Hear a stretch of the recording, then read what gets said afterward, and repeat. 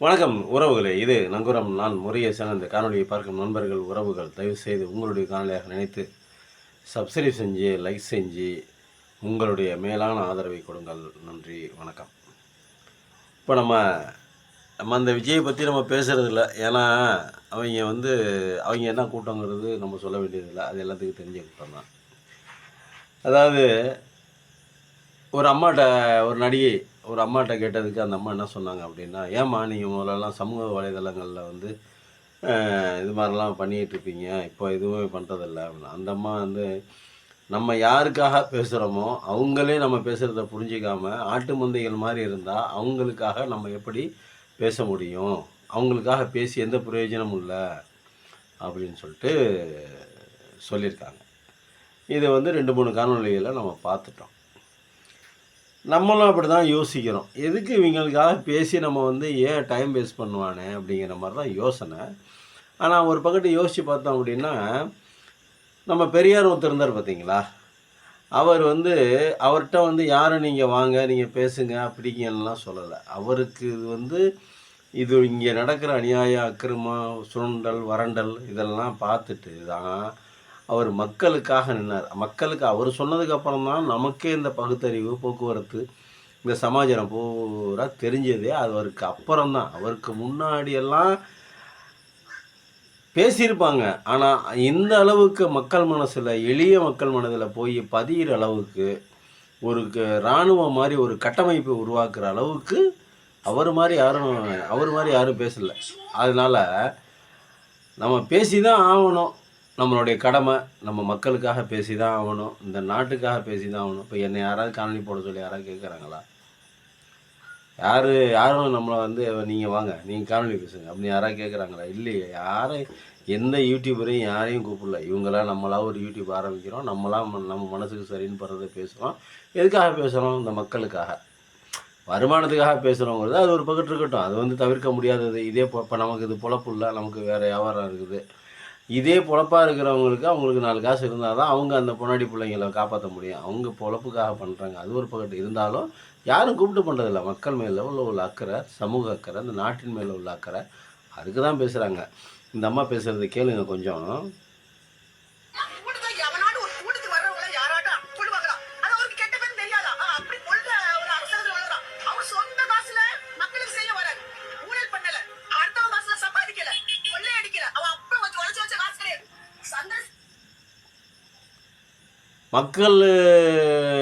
மக்களை கூட்டத்துக்கு வர மக்களை யாராவது கொல்லுவாங்களா அப்படின்னு அந்த அம்மா கேட்குறாங்க.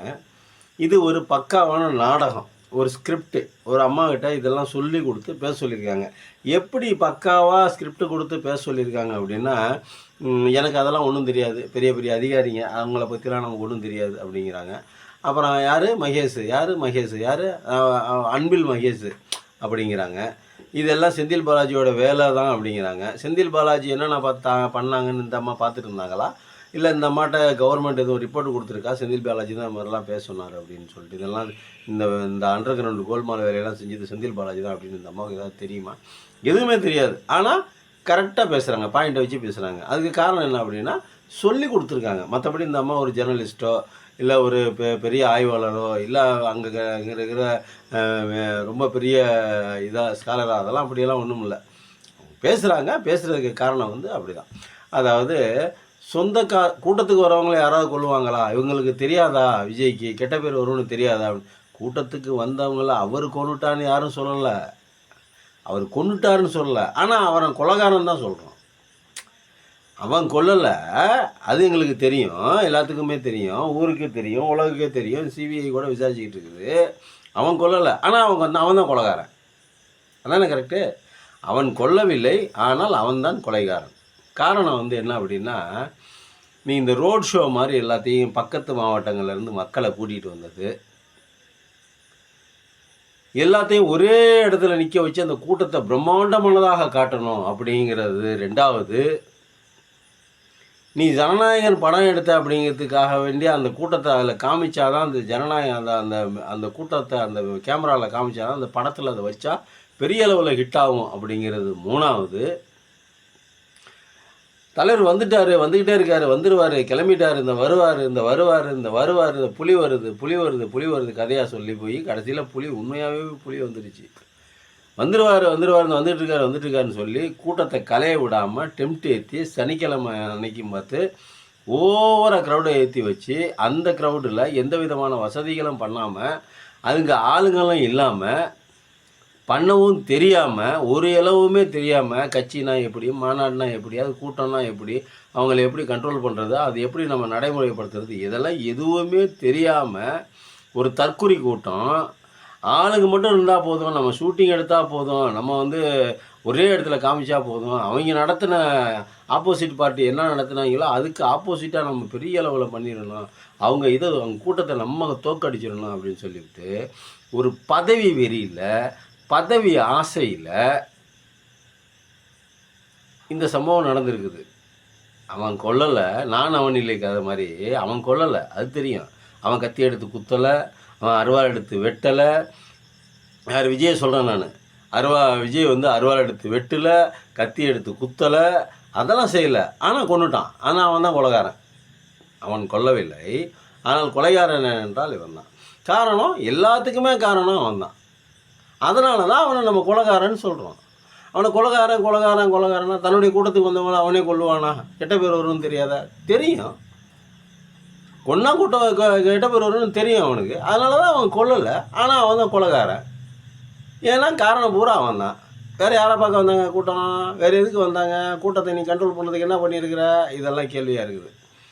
சரி, காலையில் கிளம்பி 9:30 மணிக்கு நாமக்கல்லில் கூட்டம் பேசுகிறேன்னு சொன்னான் நீயே 9:30 மணிக்கு சென்னையில் கிளம்புனாக்கா அங்கே இருக்கிறவங்கலாம் கேன பயலுங்க. அப்போ என்ன பண்ணி அங்கே இருக்கிறவங்க பூரா லூசு பயலுங்க. உன்னை நம்பி உன்னை பார்க்க வந்த மக்கள்லாம் கூட்டத்தில் இடிபட்டு சாவுன்னு நீ பாட்டு போயிடுவேன். அந்த அம்மா என்ன சொல்கிறாங்க, போலீஸ்காரங்க போன்னு விரட்டினாங்க. போன்னு விரட்டினாங்கன்னா இவன் ஏன் போகிறான்? ஏன் நான் போக முடியாது அப்படின்னு சொல்ல ஏப்பா, ஒரு இன்ஸ்பெக்டர் வந்து சொல்கிறாரு, ஒரு டிஎஸ்பி வந்து சொல்கிறாரு, இங்கேயே நிப்பாட்டிடுங்க வண்டியை, நீங்கள் உள்ளே போகாதீங்க, உள்ளே போனீங்கன்னா கூட்டம் நிறையா ஆயிரும், அப்புறம் ரொம்ப கஷ்டம் அப்படின்னு சொல்கிறாரு. அவர் சொல்கிறத கேட்காம அங்கேருந்து இங்கே வந்தவர் போகும்போது மட்டும் போலீஸ்காரங்க போன்னு சொன்னாங்களா, போலீஸ்காரங்க சொன்னதை கேட்டு போயிட்டானா? அப்போ அவன் அங்கே கூட்டத்தில் உள்ள நுழையிறதுக்கு முன்னாடியே டிஎஸ்பி ஒருத்தர் தவிர்க்கிறாரு, ஒரு உயர் அதிகாரி ஒருத்தர் எடுக்கிறாரு. அங்கே நிப்பாட்டி இருந்தால் அந்த பிரச்சனை வந்திருக்காதுல்ல. அதை மீறி இங்கே வந்த அப்புறம் நீயா போகும்போது சரி, நீயா போகும்போது அவனை கையை பிடிச்சி அடித்து விரட்டினாங்களா?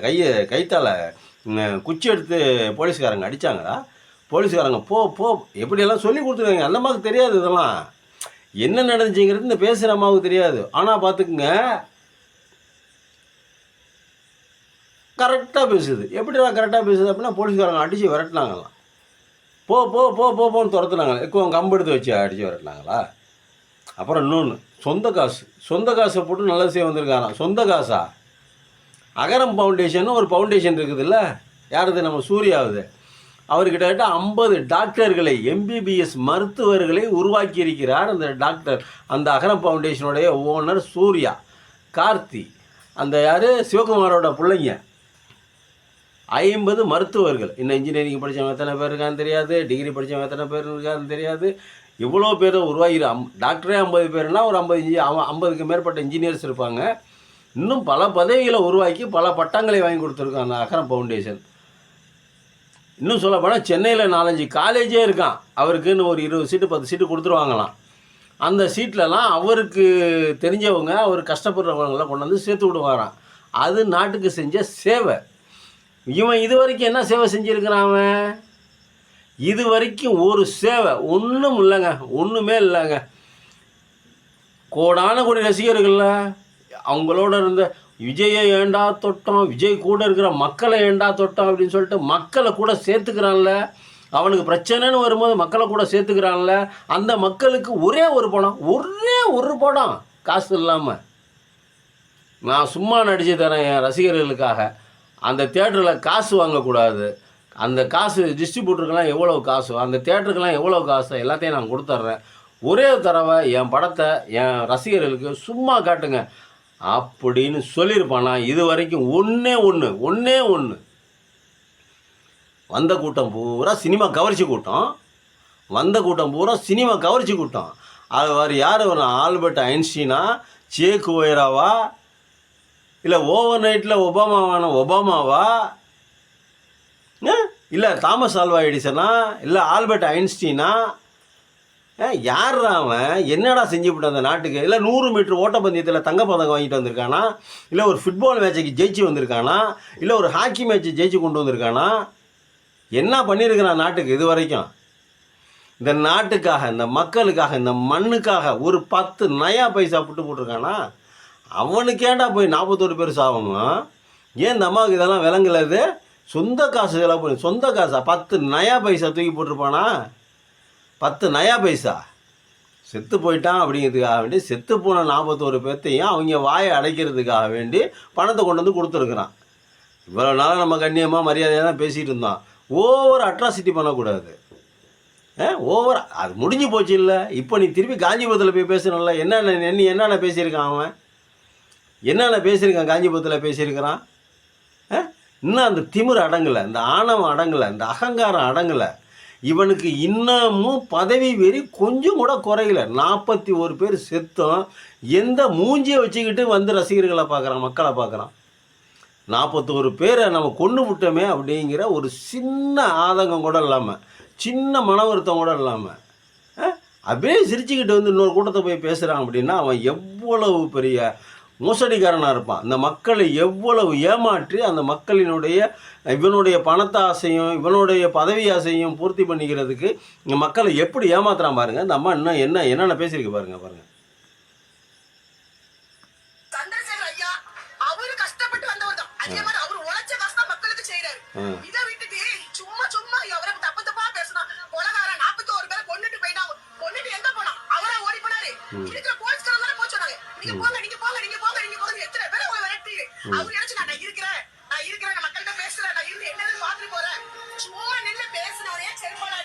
சும்மா நிற்கிறேன், நான் இருக்கிறேன், நான் மக்கள்கிட்ட இருந்து பார்த்து பேசிட்டு போகிறேன் சொன்னான் அவன். யார்? இந்த அம்மாட்ட சொன்னான் போல் இருக்கு.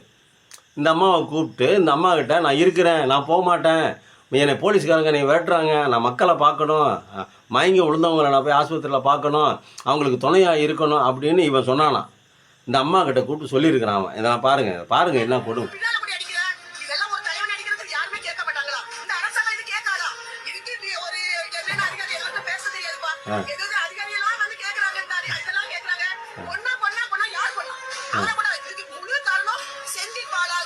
ஆமாம், 41 பேரை கொன்னதுக்கு செந்தில் பாலாஜி தான் காரணம் அப்படின்னா அந்த விவரம் பூரா இந்த அம்மாவுக்கு தெரியும். இந்த அம்மா அந்த விவரங்களை பூரா கையில் வச்சிருக்கு. இது விஜிலன்ஸ் இந்த அம்மாவோட விஜிலன்ஸ் லீடர். இந்த அம்மா செந்தில் பாலாஜி யாரை கொன்னா, எப்படியெல்லாம் கொன்னா, இதெல்லாம் இந்த அம்மா பார்த்துருக்குது. ஃபிங்கர் டிப்ஸில் வச்சுருக்கு அந்த அதெல்லாம் ஆதாரத்தோடு பேசுது. எப்படியெல்லாம் இதுதான் மனுஷனுக்கு கோபம் வருது. இப்போ அந்த ஒரு நடிகை சொன்னாங்கல்ல, இந்த ஆட்டு மந்தை கூட்டத்திற்காக பேசி எந்த பிரயோஜனம் இல்லைன்னு சொன்னதுங்களா, அதே கதை தான். 41 பேர் செத்து போயிட்டானே, அவனுக்கு பொறுப்பு இவன் கூட்டத்தை கூட்டினது தான். இவன் குறிப்பிட்ட டயத்துக்கு வராததுனால தான் அந்த பிரச்சனை. இவன் குறிப்பிட்ட டயத்துக்கு வந்திருந்தா பிரச்சனை இல்லை. நீங்கள் மைக்கேல் அலோன்சி ஐயா வரதுக்கு லேட்டாகும், சார் வரதுக்கு லேட்டாகும், தலைவன் வரதுக்கு லேட்டாகும், நீங்கள் போயிட்டு ஒரு 8 மணிக்கு வாங்க, 8-9 மணிக்கு போல் வாங்க, அப்புறம் பார்த்துக்கலாம், ஐயா அது வரைக்கும் அங்கே தான் இருப்பார் அப்படின்னு சொல்லியிருந்தா கூட கூட்டம் போயிருக்கோம். ஆனால் வந்துடுவார், இந்த பாத்ரூம் போகிறாரு, இந்த கழுவுறாரு, இந்த துடைக்கிறாரு, இந்த எடுக்கிறாரு, இந்த மாட்டுறாரு, இந்த இறுக்கி கட்டுறாரு, இல்லை பெல்ட்டை போடுறாரு. இப்படி நீ கூட்டத்தை டெம்ட் ஏற்றி 41 பேர்த்த கொன்னது இல்லாமல் மேற்கொண்டு இன்னமும் ஆணவம் குறையாமல் திருப்பி திமுக மேலேயே பழிய போடுறது. திருப்பி திமுக மேலேயே பழிய போடுறது. இவங்களுக்கு ஆகும்னா இந்த தமிழ்நாட்டில் எவனா ஒருத்தன் கட்சியை புதுசாக ஆரம்பிக்கிறானாக்கா, இல்லை இவங்களால எதுவும் கையாளாகலைன்னா உடனே திமுக செஞ்சிருச்சு. திமுக எல்லாத்துக்கும் திமுக தான் காரணம், எல்லாத்துக்கும் பெரியார் தான் காரணம், எல்லாத்துக்கும் அண்ணா தான் காரணம், எல்லாத்துக்கும் கலைஞர் தான் காரணம், எல்லாத்துக்கும் ஸ்டாலின் தான் காரணம், எல்லாத்துக்கும் திமுக தான் காரணம். இவங்களுக்கு கையாளாகலை, இவங்களால முடியல, இவங்க ஒரு பிரச்சனையை சரி பண்ண முடியல, எல்லாத்துக்கும் காரணம் திமுக. இந்த நடந்த கெட்டதுகளுக்கு பூரா காரணம் திமுக. ஏன்னா திமுகங்கிற 3 வார்த்தையில் இழிச்சா வாங்கிற பட்டத்தை எழுதி ஒட்டியிருக்காங்க பாருங்க. எப்படியெல்லாம் பேச வச்சுருக்காங்க பாருங்கள். இந்த அம்மா போன்னு போலீஸ்காரங்க விரட்டினாங்களாம். இப்போ நம்ம என்ன சொல்கிறோம், அவனு மேலே எந்த கோபமும் இல்லைங்க. அவன் நடிகனாக இருந்த வரைக்கும் அவன் நடிகனுக்கு அவன் நடிப்புக்கெல்லாம் நம்ம ரசிகர் தான்.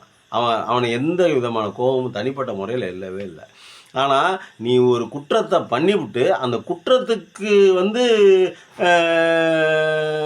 அந்த குற்றத்துக்கு காரணம் வந்து நான் பண்ண தவறு தான், கொஞ்சம் லேட்டாக வந்துடுச்சேன், என்னை மன்னிச்சிருங்க, என்னையால் தான் இந்த இவ்வளோ பெரிய அசம்பாவிதம் நடந்து போயிடுச்சு, என்னை தயவு செஞ்சு என்னை மன்னிருங்கன்னு சொல்லிட்டு ஒரு தடவை கையெடுத்து கும்பிட்டு மேடையில் உளுந்து கும்பிட்டான் அப்படின்னா இவன் மேலே சுத்தமாக கோபம் போயிருங்க.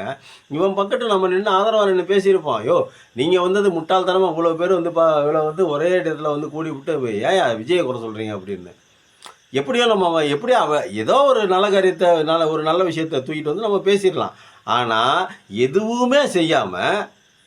இதெல்லாம் எதுவுமே செய்யாமல் கொஞ்சம் கூட குற்ற உணர்ச்சியே இல்லாமல் நீ பாட்டு கிளம்பி எனக்கண்ணா என் மயிருக்கண்ணா நீ கிளம்பி போய் சென்னைக்கு போய் உட்காந்துக்கிட்ட.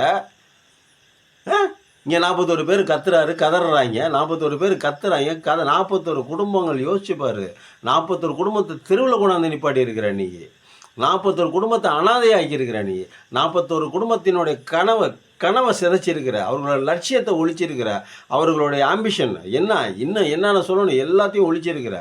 அவங்க நிம்மதி போச்சு. இன்றைக்கி பேருக்கு வேணால் பேசலாம், விஜய் அண்ணா வந்து என் பிள்ளை செத்தாலும் பரவாயில்ல, விஜய் அண்ணா நல்லா இருந்தால் போதும், நல்லபடியாக போய் சேர்ந்தா போதும், இன்றைக்கி பேருக்கு பேசலாம். ஆனால் நான் 4 வருஷம் கழித்து வலிக்கும் பாரு, வலி நெஞ்சில் இறங்கும் பாரு அந்த இறப்பு. ஐயோ எவனோ ஒருத்தனுக்காக கேவலம் காசு வாங்கிட்டு நடித்த ஒரு நடிகனுக்காக நம்ம பிள்ளைய இழந்துட்டோமே, நம்ம பேரனை இழந்துட்டோமே, நம்ம புருஷனை இழந்துட்டோமே, நம்ம பொண்டாட்டி இழந்துட்டோமேன்னு துடிப்பீங்க பாரு. ஒரு நாள் இல்லை ஒரு நாள் கண்டிப்பாக அது மனசில் எல்லாருமே துடிப்பாங்க. 41 குடும்பத்தில் இருந்தவங்களும் துடிப்பாங்க. எந்த நல்ல காரியத்துக்காகவும் சாகலை, எந்த ஒரு நல்லது நடக்கணும்னு சாகலை, எந்த ஒரு பெரிய விஷயத்துக்காகலாம் சாகலை. ஆனால் அவங்க செத்தது அனைத்தும் கேவலம் காசு வாங்கிட்டு நடித்த ஒரு நடிகனுக்காக செத்துருக்காங்க. இப்போ தெரியாது, அவன் ஒரு சினிமா நடிகன், அவன் ஒரு சூப்பர் பெரிய ஸ்டாரு. அந்த மயக்கத்தில் இப்போ அந்த குடும்பங்களுக்கோ இல்லை அவனை இப்போ ஆதரிச்சு பேசுகிறவங்களுக்கே தெரியாது. ஒரு நாள் என்ன 4 வருஷம் ஆகட்டும், 5 வருஷம் ஆகட்டும், 4 படம் ஃப்ளாப் ஆச்சுன்னா இருக்கிற ஆளை அட்ரஸ் இல்லாமல் போயிடுவான். எலெக்ஷனில் நின்று அவன் வந்து ஜெயிச்சிட்டா போச்சு, ஜெயிக்கலை அப்படி டெபாசிட்டுக்காலே வீட்டில் உட்காந்தான்னு வச்சுக்க, அதுக்கப்புறம் தான் அந்த வலியெல்லாம் தெரியும். அது வரைக்கும் இந்த மக்களுக்கு வலி தெரியாது. அந்த உண்மை என்னங்கிறது புரியாது. இவனாவது மாட்டுவான், எதிர்கட்சிக்காரன் மேலே பழியை போட்டுட்டு உட்காந்துருக்கலாம் அப்படின்னு தான் பார்க்குறாங்களே ஒழிய, மற்றபடி அவன் பொறுப்பு ஏற்றுக்கலை, அந்த பொறுப்பு அவனுக்கு தான் அப்படிங்கிறது நம்ம மக்களுக்கும் தெரியல. இன்னமும் திருப்பி ஒன்று சொல்கிறேன், நல்லா கேட்டுக்க. அவன் வந்து கொலை செய்யவில்லை, அருவாளால் வெட்டவில்லை, கத்தியால் குத்தவில்லை, ஆனால் அவன்தான் கொலைகாரன் அப்படிங்கிறத மீண்டும் ஒரு முறை பதிவு செய்கிறேன். நன்றி, வணக்கம்.